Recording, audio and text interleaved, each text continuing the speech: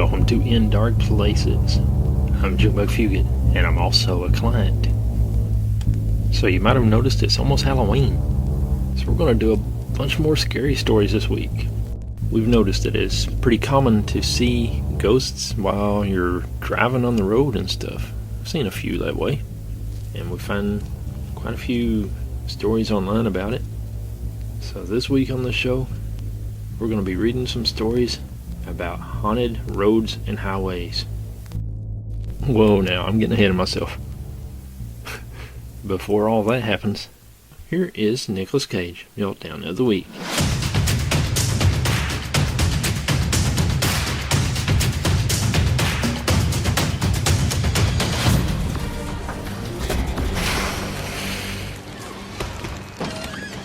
You're late. Wait, you're gonna argue with me over 12 minutes? I just stole 50 cars for you in one night. All right, I'm a little tired, I'm a little wired, and I think I deserve a little appreciation. I said 50 cars, not 49 and a half. 49 and a half, she's not so bad, man. She's got what? You know, some paint and, some fiberglass. Yes, indeedy. You know, and the book on her is 60, 70, call it 80, so you take 80, all right? You subtract it from 200, all right, and we make a deal. You take 80 from 200, and we call it even. Done. All right, good, and this thing with my brother's over. It's over.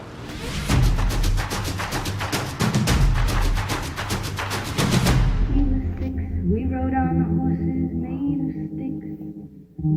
He wore black and I wore white.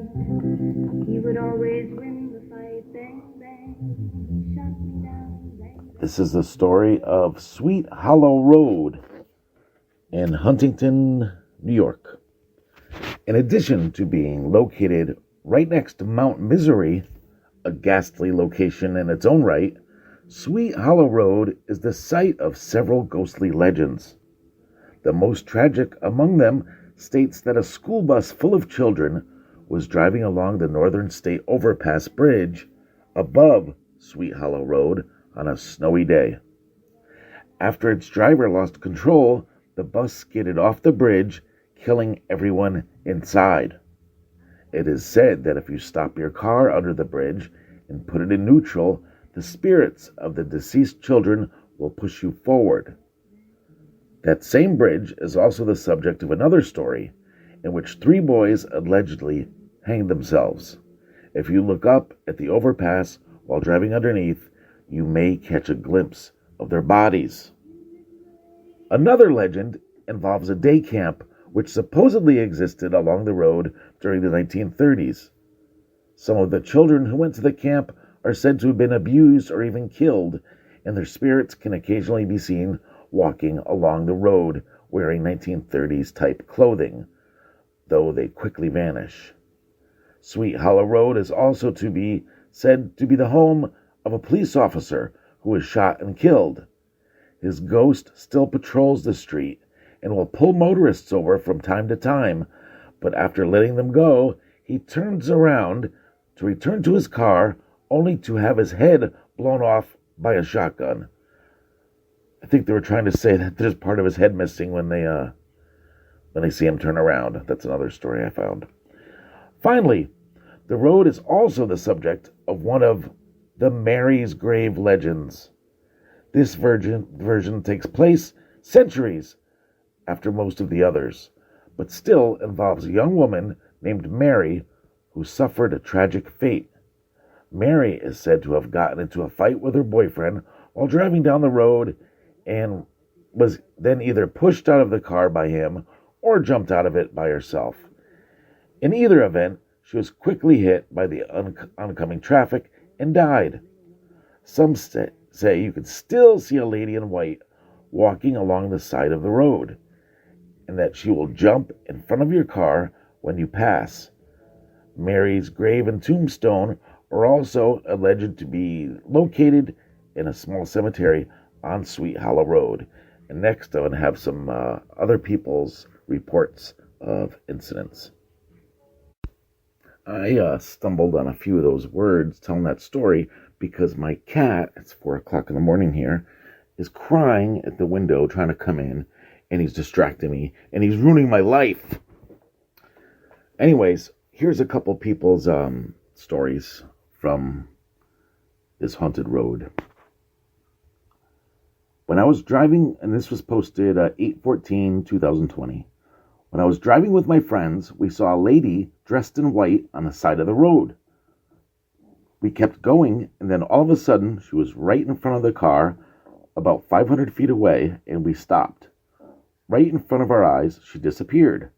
Shortly after that, we heard a quiet crying and moaning sound.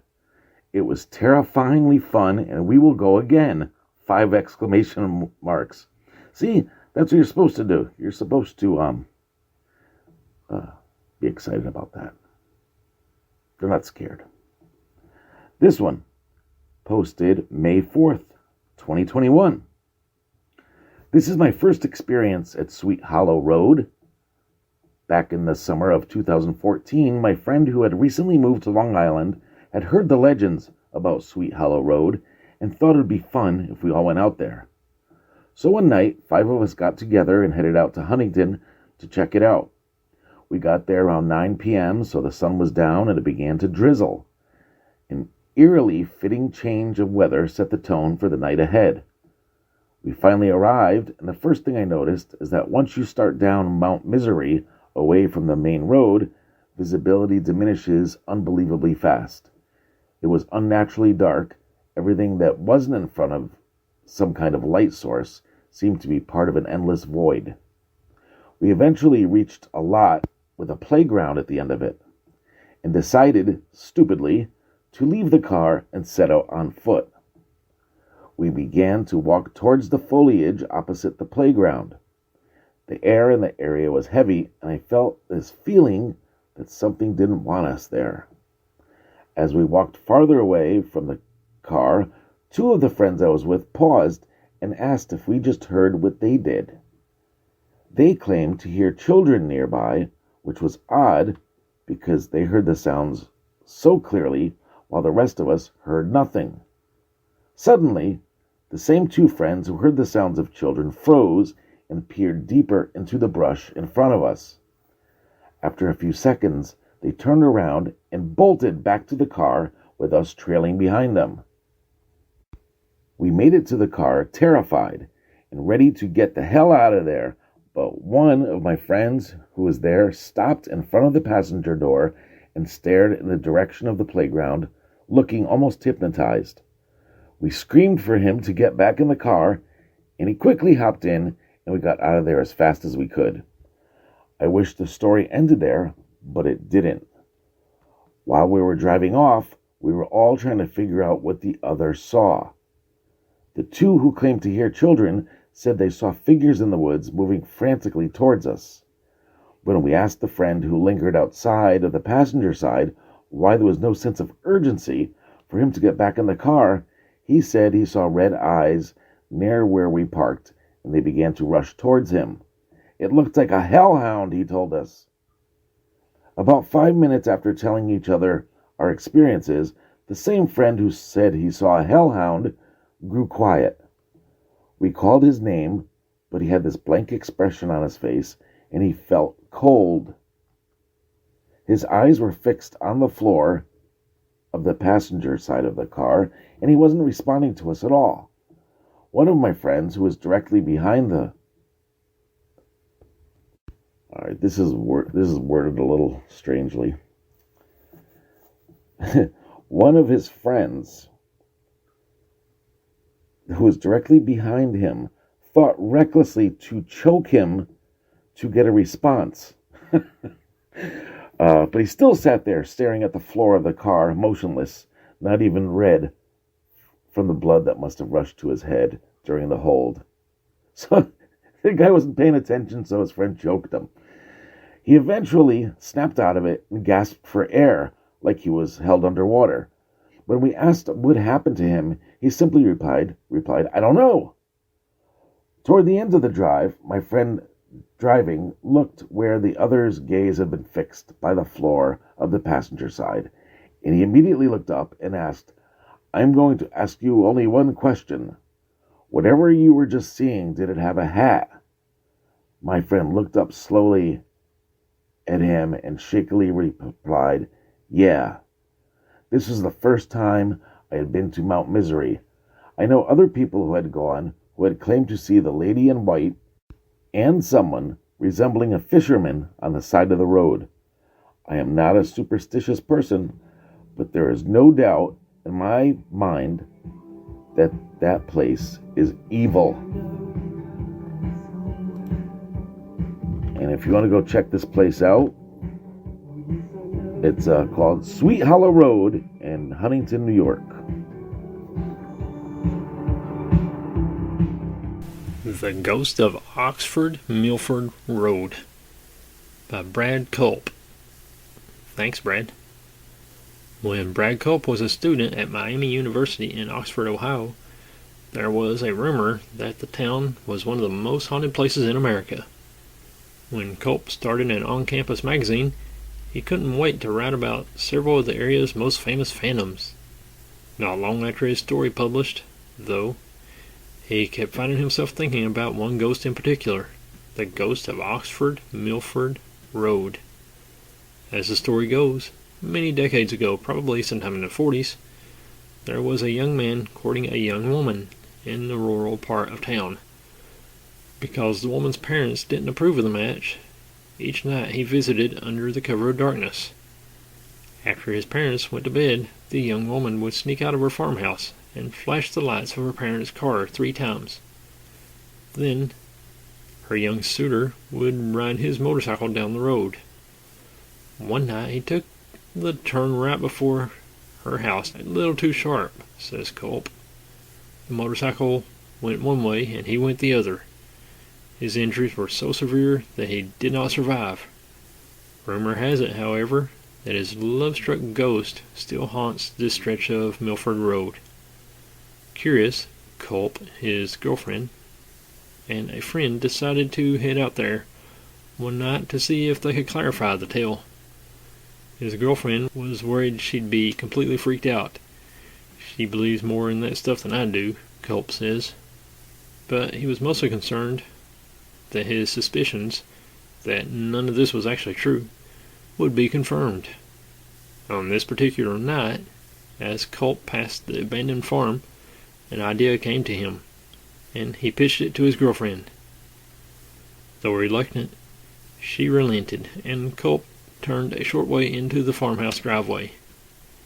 He killed the engine and flashed his lights 3 times. No joke, there was a single headlight that appeared 3/4 of a mile down the road, Culp says. You saw it start to come, going pretty slow. It kept coming and coming, and my girlfriend was freaking out. It was coming closer and closer. As a collision seemed imminent, Culp turned on his car's lights. He expected to see a kid on a bike, bailing out from his prank, now that he had been caught. But there was nothing there. The light was just gone, he says. They got out of the car and walked around trying to figure out what it was that they could have seen. Till this day, we still talk about it. I saw something I cannot explain, he says. If you get him and his girlfriend around a campfire, they'll swear up and down that this story is true. And if you're ever in Oxford, Ohio, consider parking just a few minutes on Oxford Milford Road at night to test your own nerve.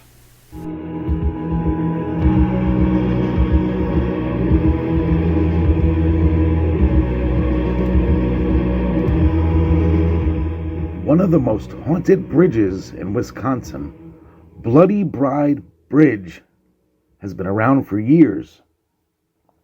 Here's the story of Bloody Bride Bridge, and why would they make me say those 3 words in succession over and over again? It's very difficult. Bloody Bride Bridge is said to be the most haunted bridge in Wisconsin. Bloody Bride Bridge isn't, of course, the official name of this said-to-be haunted bridge in Stevens Point, Wisconsin. However, its moniker,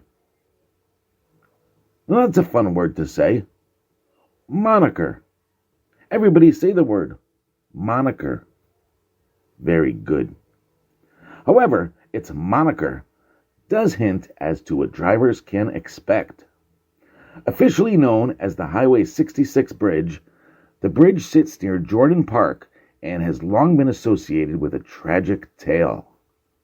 Whether that tale is true or not is really up to each person to decide, but here's how it goes. Many years ago, a bridge and a groom crossed over. No, listen. They misspelled bride. I'm going to keep going. A bride and groom crossed over the Highway 66 bridge on their wedding night. The couple got into this terrible car accident, killing the bride.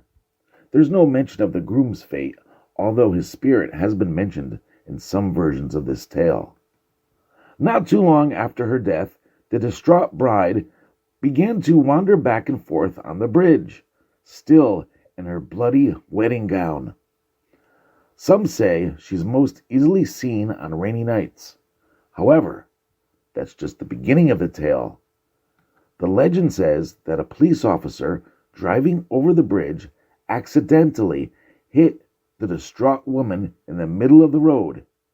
He got out of the car to check on her, and she was gone.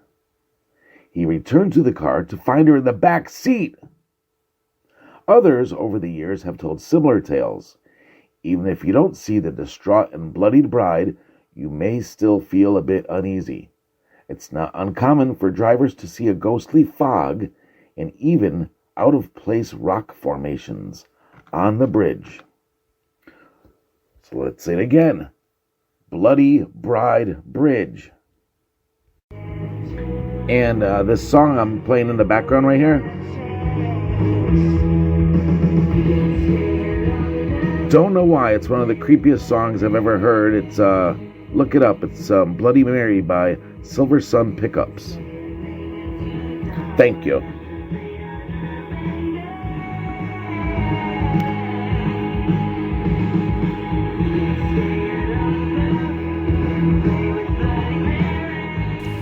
Boy Scout Lane in Stevens Point, Wisconsin. In Stevens Point, Wisconsin, there's a stretch of road that runs through the woods. It is unpaved, with little around it to recommend itself. But many will still often wander down it, curious to see whether the stories connected to it are true.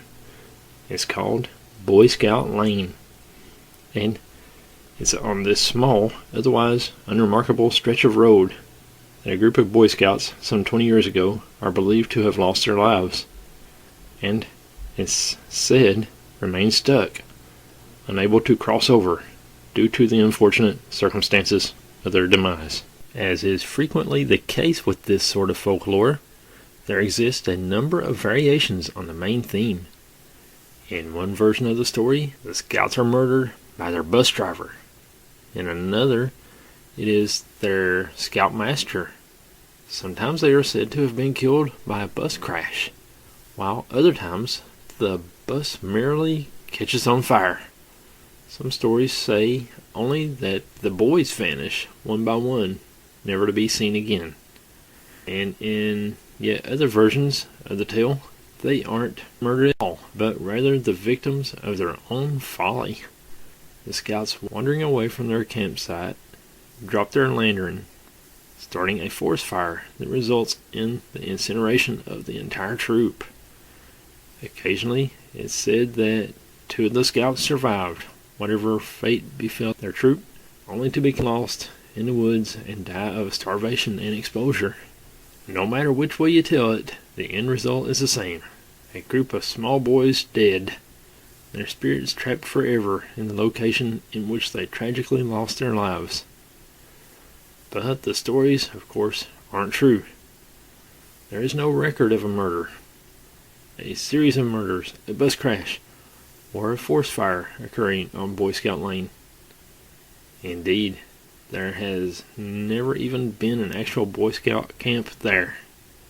The name, however, does exist for a reason. The Boy Scouts of America did once own the property. There were plans to build a camp there, the plans never came to fruition, but the name Boy Scout Lane stuck, which is why it's been known by that moniker ever since. Moniker. Still, though, the stories persist, bolstered by the accounts of visitors to the woods.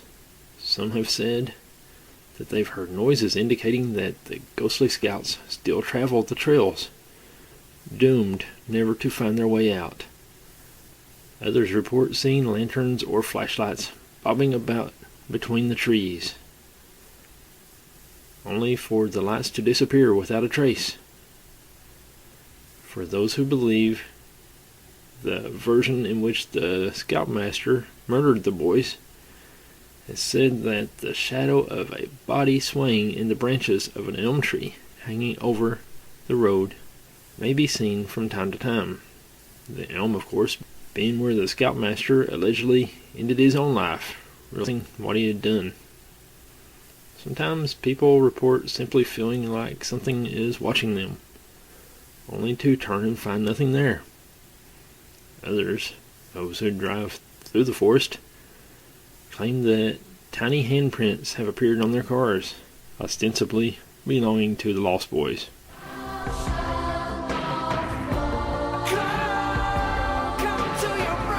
Oh, never mind. Different Lost Boys.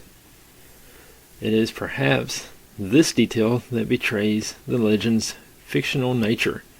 A huge variety of stories from all over the country, and indeed the world, claim that on the spot where a group of children supposedly met their end, ghostly handprints will appear on the windows of any vehicle that winds up in the area. The most well-known version of the story belongs to San Antonio, Texas, where it's said that a bus of school children stalled at a crossing was hit and killed by an oncoming train. If you should be so unlucky as to have your car stall in the same spot, the children's spirits will allegedly push you to safety, as long as you remain calm and put the vehicle in neutral. You'll know you have these children to thank by the child-sized handprints you'll find scattered across your car. I remember that story from Haunted Chronicles. According to Snopes, this story dates back to the 70s, but the incident that inspired it actually occurred in Salt Lake City, Utah in the 30s.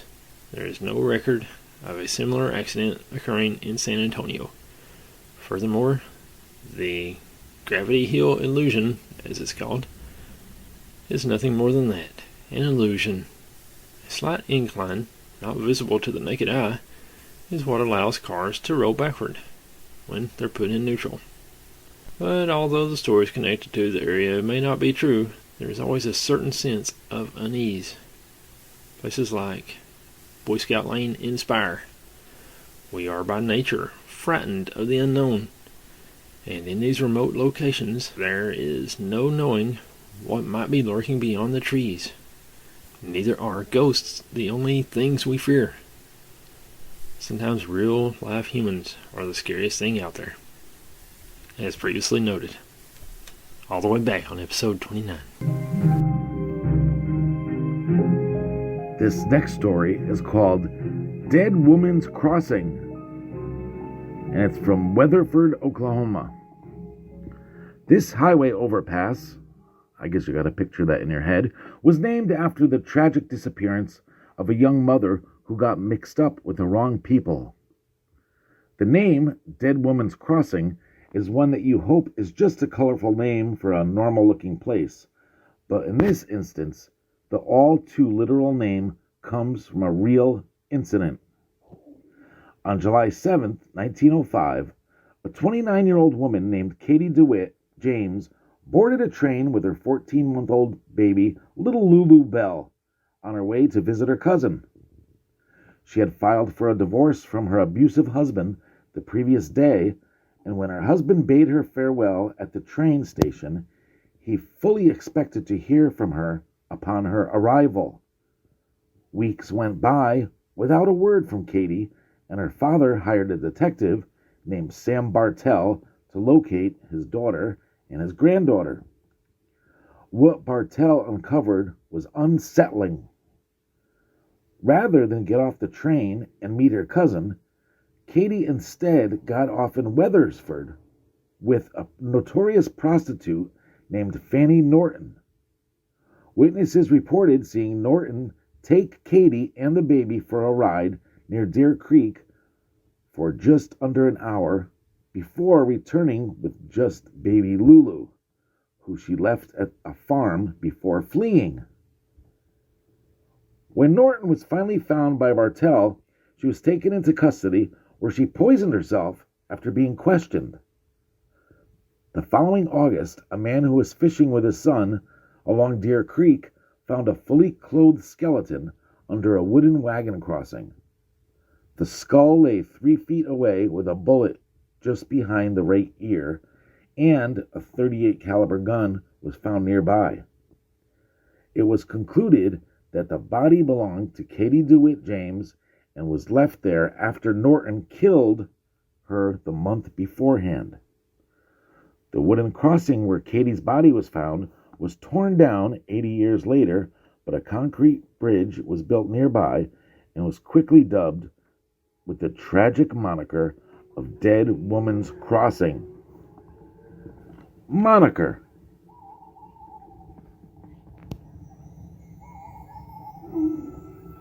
Annie's Road. Annie's Road is an old country road in New Jersey that winds along the Passaic River past Laurel Hill Cemetery.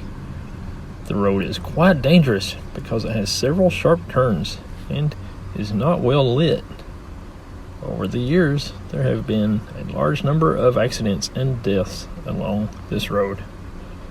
Many drivers who pass along Annie's Road at night claim they have seen the ghostly apparition of a young woman walking along the road. Those who have seen her fleeting image describe her as being short in stature and dressed all in white.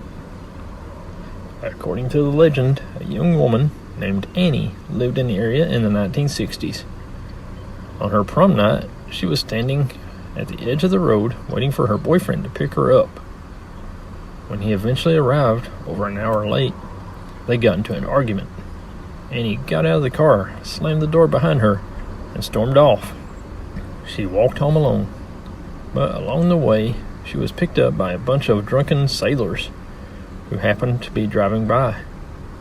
They lured her into their car, then abused her horribly and murdered her. Afterward, they dumped her body on the road and drove off into the night. As the story goes, this terrible and violent end to Annie's life meant that her ghost was doomed to haunt the lonely road for all eternity.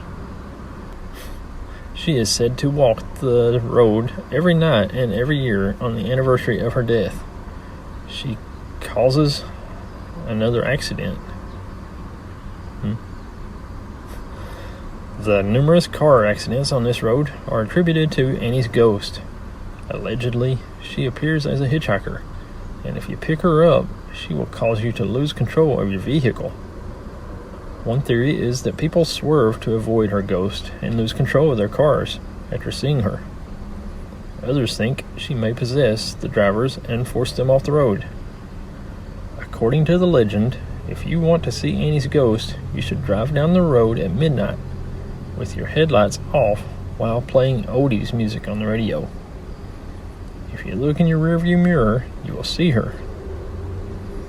Till this day, people claim that there is a blood red stain on Annie's Road that supposedly marks the spot where she died. Others say that there is a guardrail by the side of the road where she died that is said to be painted red. Apparently, her deranged father returns to paint it on the anniversary of her death every year and lingers there to catch one last glimpse of his daughter. Annie is said to be buried in the cemetery along this road, and people have often reported seeing odd flickering lights moving around the graves and tombstones. There have been a number of fatal car accidents on Annie's Road. One in the late 90s involved a car full of high school students whose car, for no reason, just went off the road and crashed into a ditch. They all died on impact. On another occasion, 3 girls hit a tree while doing 70 miles per hour.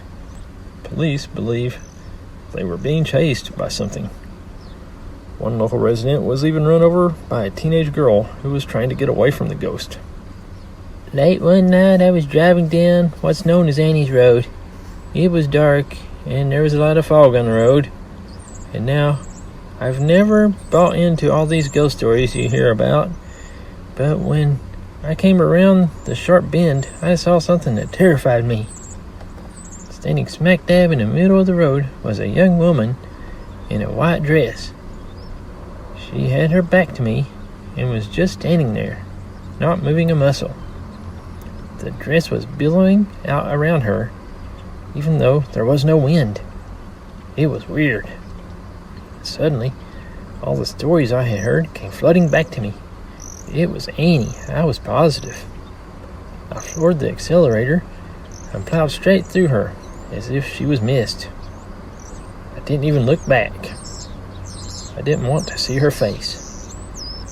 Perhaps the strangest thing connected to Annie's Road was the terrible crime they called the Hail Mary murders. In 1994, a local teenager was murdered by his friends, who were obsessed with Annie's ghost. The group of 6 boys were fixated on the legend and spent their nights driving up and down Annie's Road, before ending up at the cemetery where they thought she was buried. One day they were parked in the cemetery when all of a sudden, the other 5 boys began to recite the Hail Mary. The teenager had no idea why his friends were praying, and just then, one of the boys in the back seat took out an electrical cord and wrapped it around the teenager's neck. He strangled the victim from behind, putting his feet on the headrest. The teenager didn't have a chance, and the other boys continued to recite the Hail Mary for 10 minutes until the teenager was finally dead. After the murder, the evil boys attempted to cover up their horrific crime by setting the car on fire and causing an explosion. However, it didn't work, and the police caught them. They were arrested and put on trial and convicted of murder.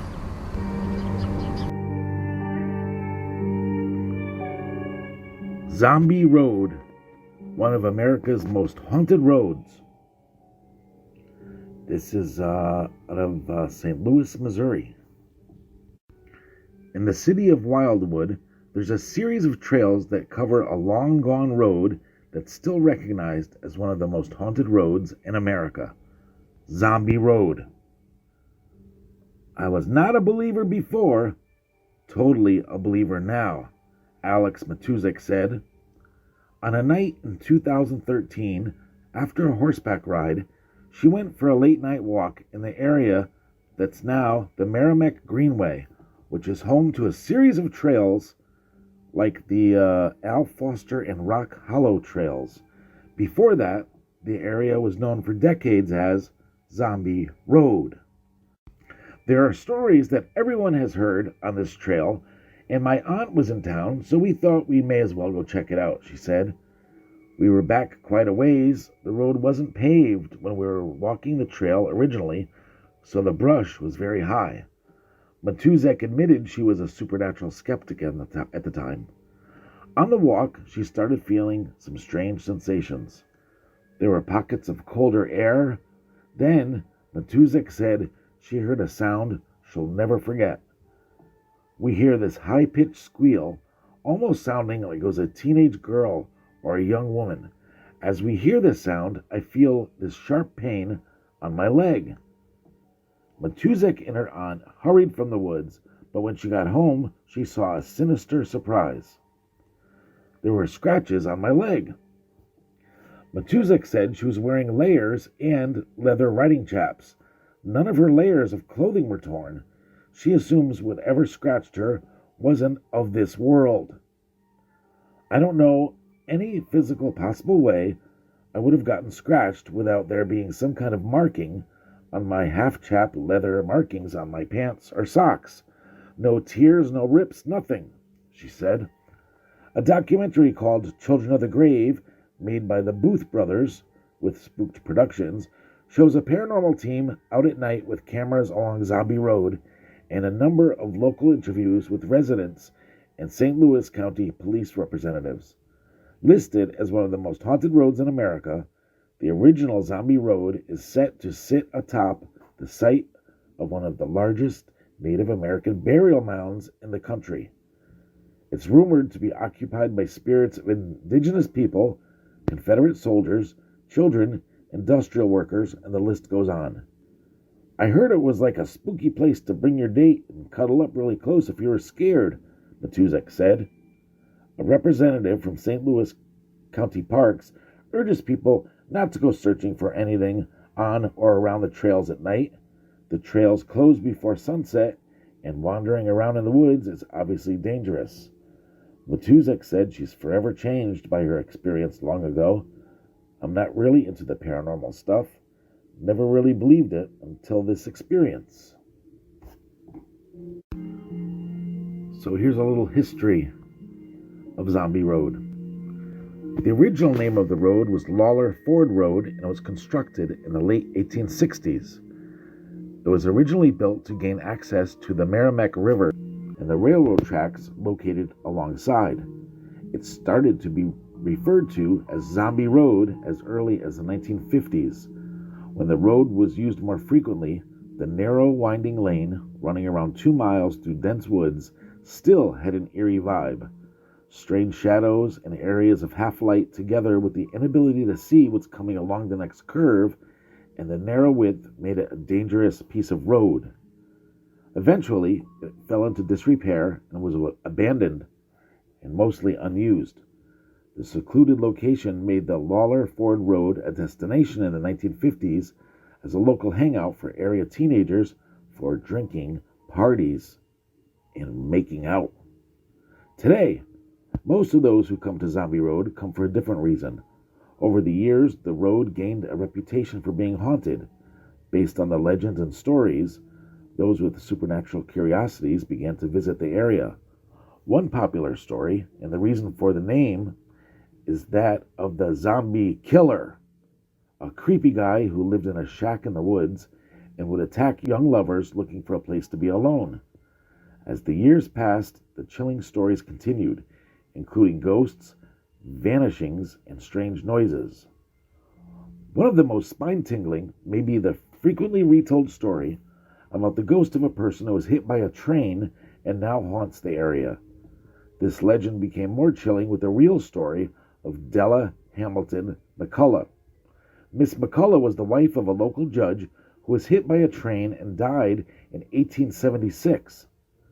Since there are no other records of anyone being killed by a train in the area at that time, it is widely believed that Mrs. McCullough may just be the actual famed ghost from the legend. Near the old shacks and ramshackle homes located along the beach area at the end of the trail, one ghost sighting includes that of a mysterious old woman who yells at passers-by from a house. Upon investigation, the woman is never there. There was another story of sightings of a specter believed to be the ghost of a boy who fell from the bluffs along the river and died, and his body was never found. A long history of the original Indian tribes who once lived in the area also explain why sightings of Native American ghosts have been reported. In fact, it is possible that at least parts of Zombie Road originated as an Indian trail. While only a few remnants of the original railroad remain, the old lines can be seen at the end of Zombie Road. Here lies the setting of the stories of the railroad ghost. Several accounts of a translucent figure in white have been reported. The figure walks up the abandoned line and then disappears, or it glows with a bluish-white light and disappears upon approach. Could this be Della McCullough? Besides the wandering spirit that is believed to be Della, is it possible that some of the other restless ghosts may be those of accident victims along the rail lines?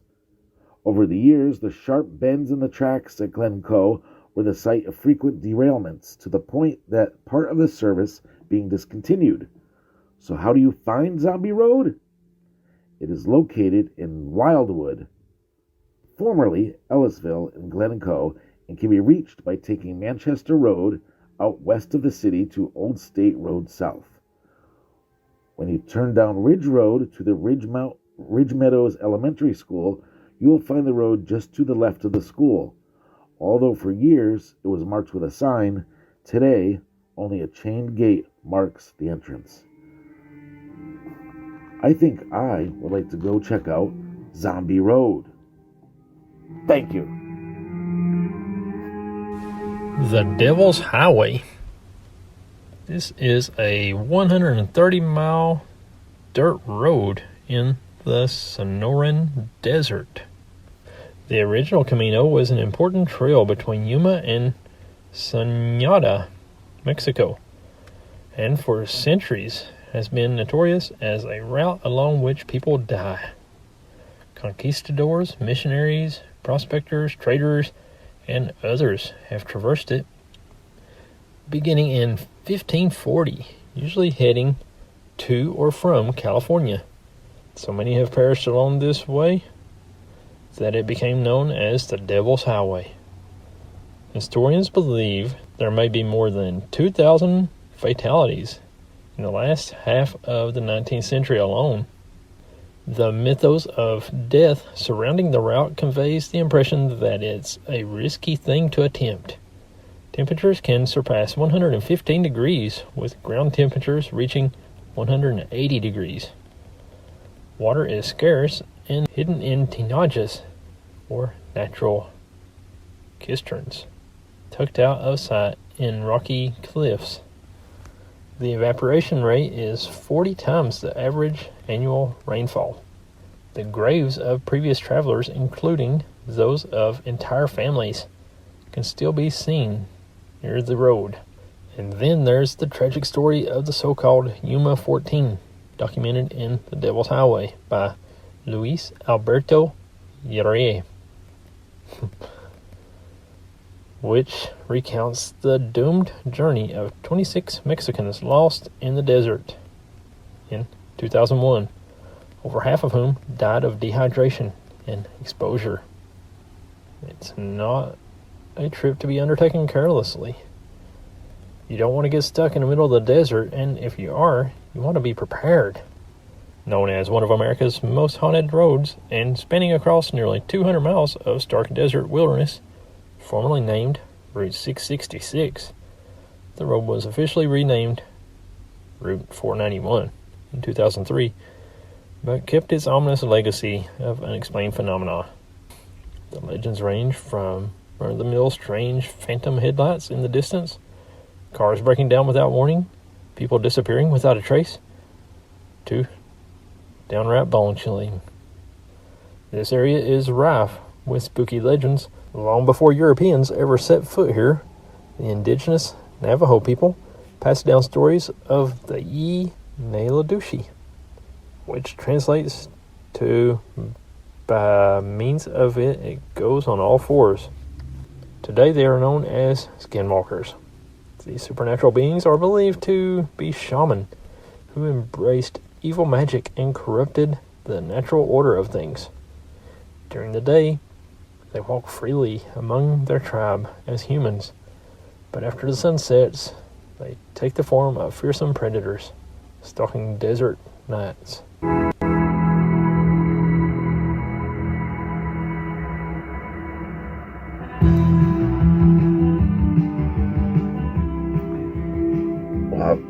This haunted road is located in West Milford in Passaic County, New Jersey.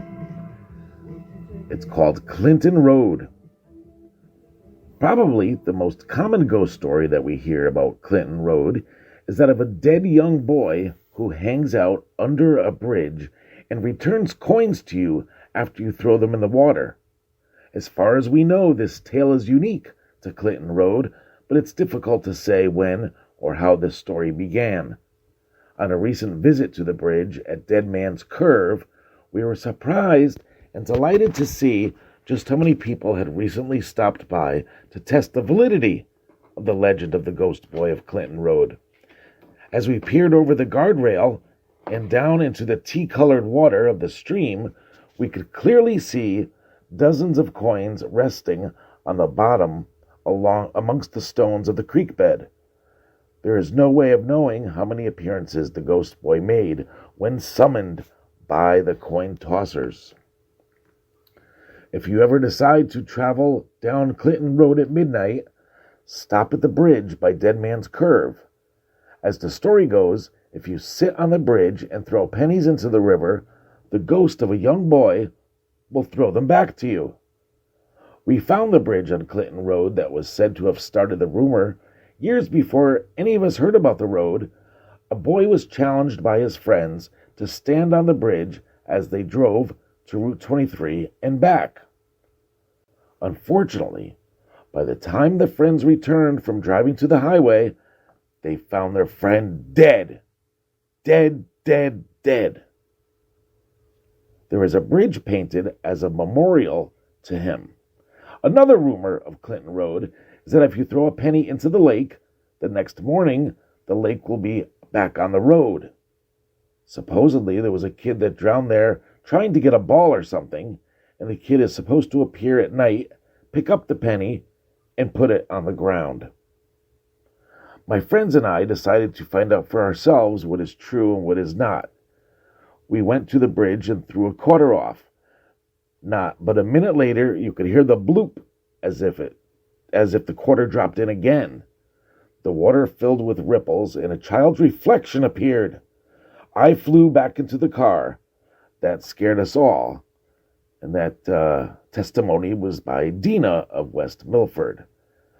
Then we have Jessica, who talks about the hellhound of Clinton Road.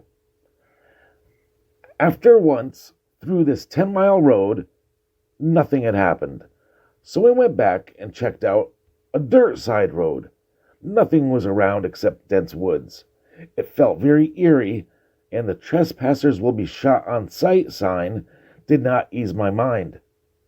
That's when I noticed something walking towards our car. All 8 of us saw the same thing. An animal of some sort. We went 60 down this off-road with this animal on our back. Finally, we got back on Clinton Road and got pulled over by a cop, and the animal disappeared. People say it's a hellhound or the Jersey Devil. All I know that it was not human. And that was Jessica right there.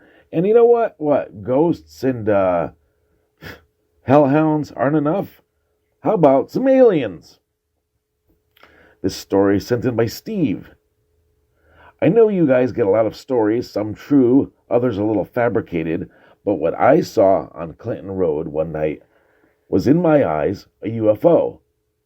After we went around Dead Man's Curve, we suddenly saw a huge flash in the sky, and then a triangular disc. This thing was damn big in the sky and was hovering over the trees about 250 feet in the air. My friends and I always said we would pull over if we saw a UFO, but we were too scared. After about 5 minutes, we watched it, and then it disappeared, and then we took off. Let's see, Shawnee P. says, I too have seen a UFO on Clinton Road. It was mad low in the sky and was so big that it looked like it could fit a small army in there. Then, in a blink of an eye, it was gone. Okay, this story is by Jay. Thanks, Jay. We were at Clinton Road one night.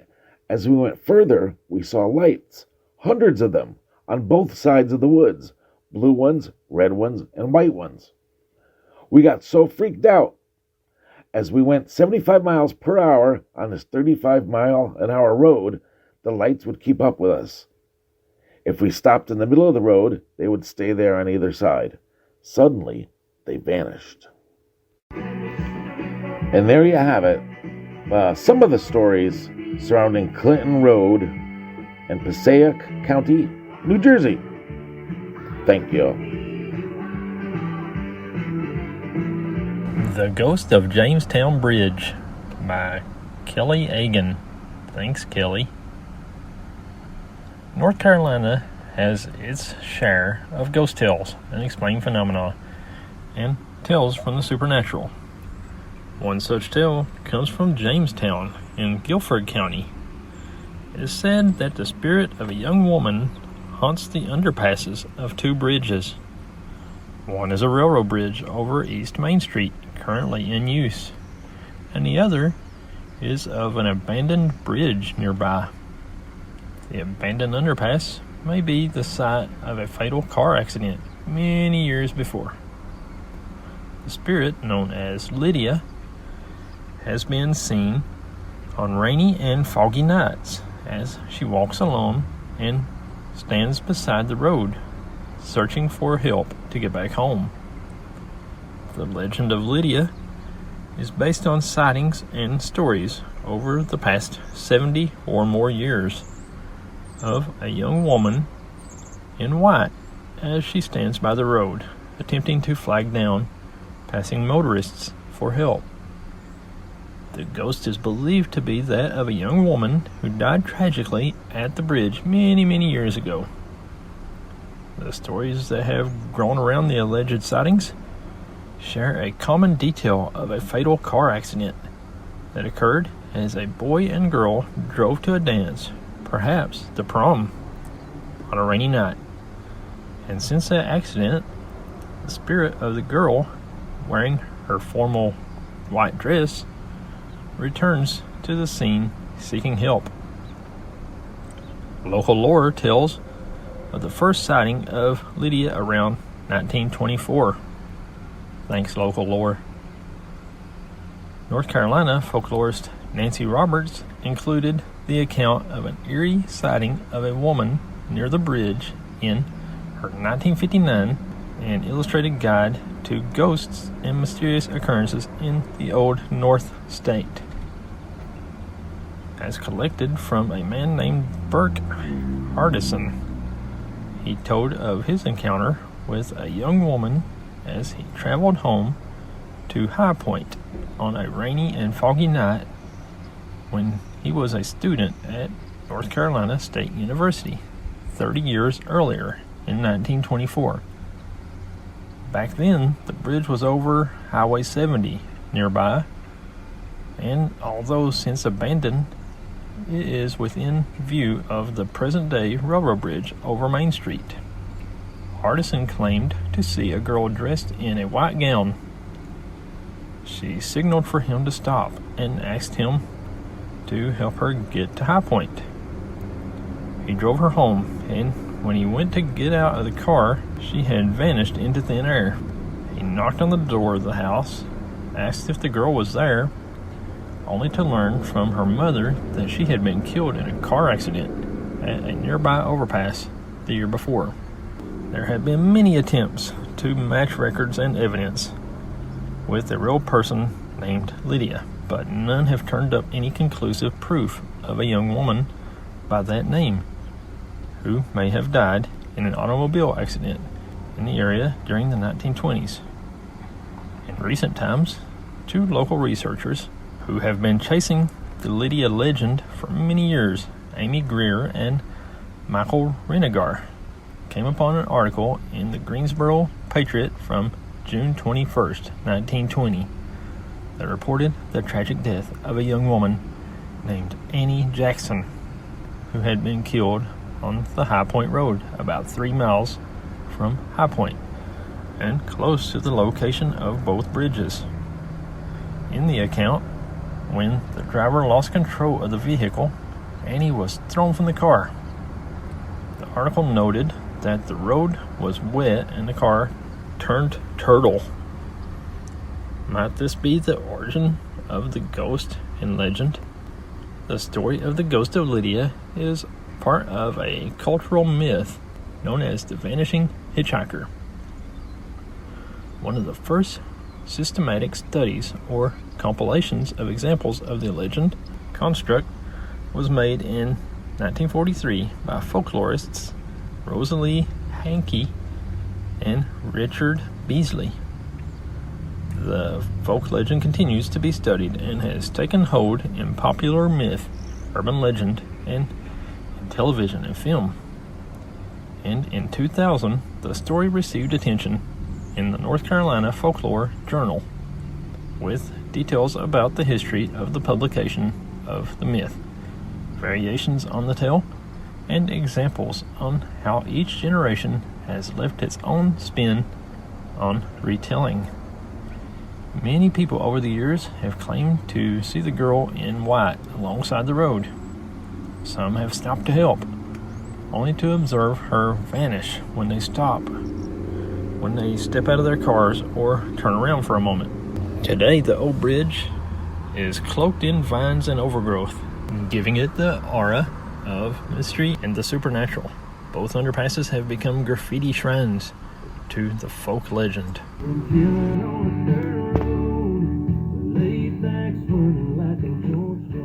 There's a haunted road in South Africa called N9 Road. The N9 is a national route in South Africa that connects George with N1 at Colesberg. This route is another place with reports of numerous paranormal activities. Between Uniondale and Willowmore, in the semi-desert area of the Karoo, there is a very well-known story about a phantom hitchhiking girl. On April 12th, 1968, there was a car accident on the N9 road to Willowmore, near the town of Uniondale. The car, a Volkswagen Beetle, was occupied by a young off-duty Air Force lieutenant and his fiancée. It was a bitterly cold, stormy night. The girl was asleep on the back seat of the car when the accident occurred. They were on their way to tell their respective families of their recent engagement. Maria Rue was tragically killed in the accident, and since then, a female hitchhiker has appeared at exactly the same spot several times. And here's some spooky incidents that occurred there. In 1978, a motorcyclist gave a lift to a girl who suddenly disappeared while they were riding at full speed. He said that he knew immediately she had gone because of the change in weight distribution, causing the bike to swerve. On Good Friday, 1976, Anton LaGrange from Oudtshoorn was driving from Willowmore and was roughly 13 kilometers from Uniondale when he saw a woman standing by the roadside. She was short with brown hair and wore dark trousers and a jacket. It was around 7:15 p.m. and it was getting cold, so Anton stopped his car and she got in the back seat.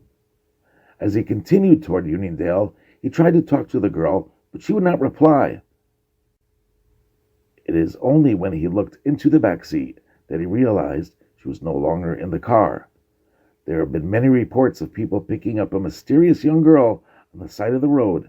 Some hear her laugh, some hear her scream, and then she is gone. Her ghost is the cause of fear and apprehension amongst locals passing through Uniondale at night. And here's a first-hand account of another spooky incident that happened to her on the N9 road. I was riding with my brother on a motorcycle. It was around 11 p.m. at night. We were returning from a real estate exhibition. It was chillingly cold and the road was covered with dense fog.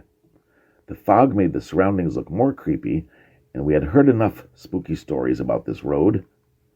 I started talking to my brother about random stuff to divert my mind. After about 5 minutes of talking, I suddenly felt something cold on my shoulder. The entire area turned red. My brother and I got really scared by it. He started riding really fast, and we both kept praying loudly till we passed through the road. I still do not have the guts to go through that road ever again.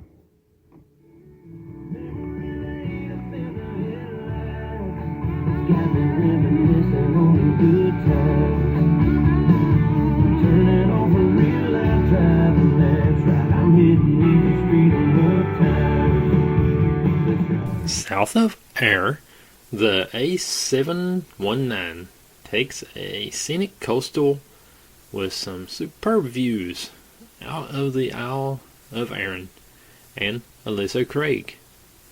A detour along a minor road takes you to the pretty village of Dunure and its ruined castle. Back on the A719, just over a mile south of Dunure, the road turns sharply inland, offering magnificent views from the corner of the Kelsian Bay to Kelsian Castle. Having turned inland, the road descends along a quarter-mile stretch of road known locally as Corey Bray, or does it? Stop in the lay-by that's thoughtfully been provided by South Ayrshire Council. Once stopped, release your handbrake, you get a very odd sensation of starting to roll uphill, back toward the corner and the sea. Over time, this oddity made Corey Bray famous, though under its more usually applied name of Electric Bray, a name first given by someone who presumably thought that gravitational forces were being overcome by some sort of electric force. During the Second World War, the hill was visited by many U.S. servicemen stationed at RAF Prestwick, and the American politician and Army General Dwight D. Eisenhower took visitors to the Bray to impress them with the phenomenon. It is believed that the road is haunted by the ghost of some local witches and their energy, which is causing the strange phenomenon.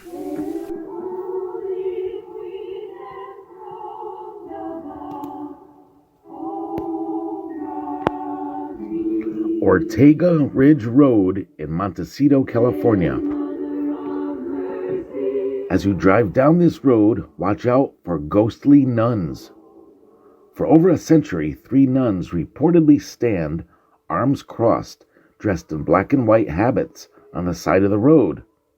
Now called Las Tres Hermanas, these 3 sisters were supposedly tortured and killed by Native Americans and have haunted the road ever since. The 3 sisters are perhaps from the Santa Barbara mission, and despite being warned not to leave Santa Barbara, did so anyway with supplies, medicine, and candles for those who needed it. But before they could reach the first Native American village, they were set upon, tortured, and murdered. It is said that the sisters, before they lost consciousness, even forgave their killers. Their ghosts are usually seen at night with bright blue eyes and shining, glowing faces. They turn to watch cars passing by. It is rare to see them during the day, although visitors have supposedly felt the nuns' emotional imprint. That's Ortega Ridge Road.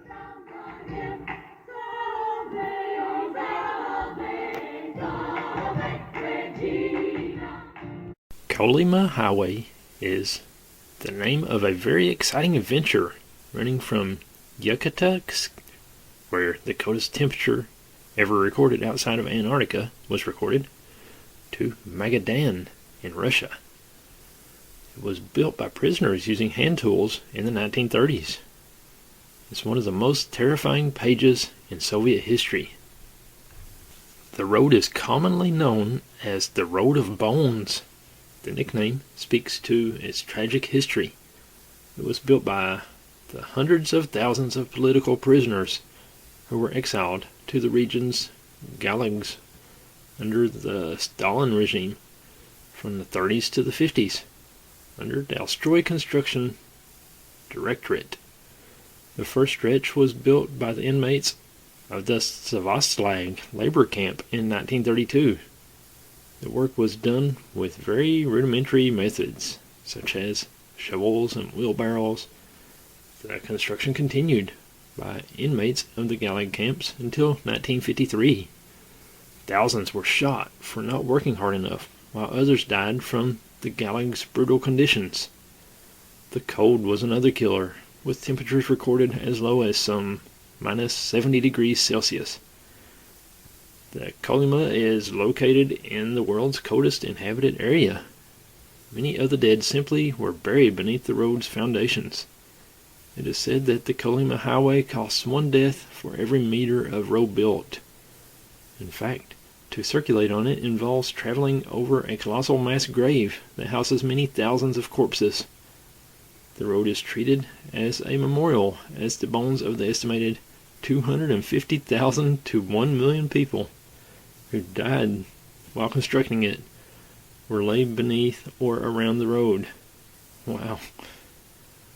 The ruins of that cruel era are still visible today. The Pigman of Devil's Wash Bowl. Apparently, there's a road in Northfield, Vermont called Devil's Wash Bowl Road. What could go wrong here? In Northfield, Vermont, locals tell of a naked man with a bald head and a pig's snout who chases down young couples and brutally attacks them. This legend also began in the 50s and also involved couples out parking in secluded areas. The Pigman seems to specifically target boyfriends, leaving girls to run home screaming and terrified. Some versions of the story describe this Pigman as being covered in white hair or even wearing a rotting pig's head as a mask. It all started in 1951 when a local teenager named Sam Harris went out on the night before Halloween to get into mischief. Sam Harris never came home, but soon afterward, the Pigman began terrorizing the area. Some say that Sam sold his soul to the devil and became the Pigman. Others say that he was the creature's first victim. A few years after his disappearance, a group of teenagers drinking in a sandpit near the high school reported seeing a man-like creature with a pig's face come lumbering towards them from the woods. They ran back to the school dance, but no one believed their story. Soon after this, people all over the town began reporting sightings of the Pigman. Drivers claimed he had run in front of them across the road, and farmers reported seeing it on their property, possibly hunting their animals. Teenagers making out in the Devil's Wash Bowl area reported the creature banging on their cars. There were even reports of bones and cloven footprints being found in the caves. This story has gotten bigger and better over the years and is one of Vermont's most popular tales to tell after dark. This also reminds me of a joke told way back in Dark Places.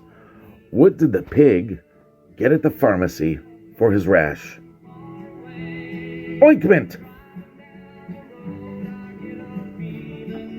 So anyways, that's the story of the Pigman of Devil's Wash Bowl. This is a story by the late great Rosemary Ellen Gulley. Thomas Marr arrived in West Virginia in 1836 and founded a town that was named after him, Marrtown, about 1 mile south of Parkersburg in Wood County. He married a local woman named Mary, and they enjoyed a prosperous farm.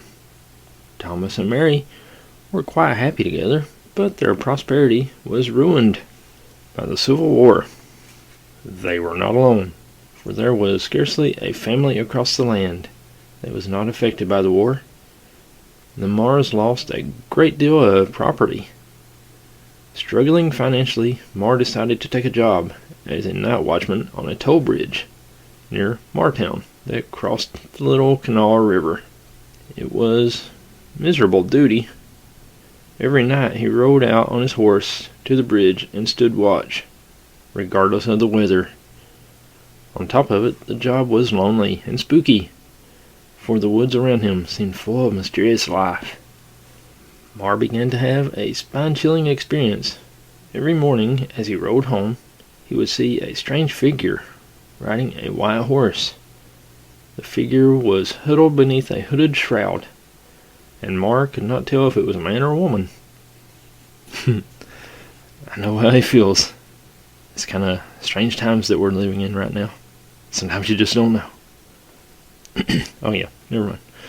And whenever he rode closer to look, both horse and rider abruptly vanished. Mar told Mary about the rider. Neither of them realized the awful truth, that the figure was not a living person, but a banshee, and it had come to warn of the impending death of Mar. February 5th, 1876 was the last day Mar was seen alive. He went to work at the bridge and never came back. Mary awoke with a feeling of great dread. As the hours passed, Mary grew worried. When at last she heard the approach of a horse outside the farmhouse, she was certain that it was her husband, late but safe. She ran out to greet him. Instead of Thomas on his horse, she saw a horrible, shrouded figure whose face remained hidden, sitting on a horse that looked to be not of this world. The figure revealed itself as an old woman. She shrieked, "Mary Mar! Thomas Mar has just died. Say your prayers, lady. I bid you well." And then both figure and horse vanished. Mary was in shock and disbelief, but the grim message bore out. Within an hour, a man who worked with Mar came to Mary and sadly told her that her husband was dead. Somehow he had fallen into the river. Did he drown, or was he killed by a nighttime robber, or was he, as some whispered, shocked to death by the banshee? Mary died years later at the age of 90. The banshee appeared again, but only as a woman's voice that shrieked and cried as Mary's corpse was laid out in her house. Sounds of rattling chains came from the attic. On down the generations, the banshee was seen by other members of the Mar family. Sometimes its eyes were red. It was always a wretched creature. Eventually the experiences stopped. Perhaps the newer generations lost their connection to the old lore. But do banshees ever really go away? Or do we just lose our ability to see them? That's about all the stories we got for you this week. Be sure to go out to the Warrens Paracon this weekend. See Mr. Haunted. And Mr. Dylan Gray and Michelle Allen will be there. And UFO Fred. Hey, I realize these shows are a dime a dozen about paranormal topics and stuff like that. And we really appreciate you guys listening every week. It means a lot. If you want to share the show and help the show grow with your friends and family, that'd be good. Or we can just keep on going like we're doing right now. It don't matter. We're having fun. So yeah, thanks for listening. And we'll see you right here next week. God bless you.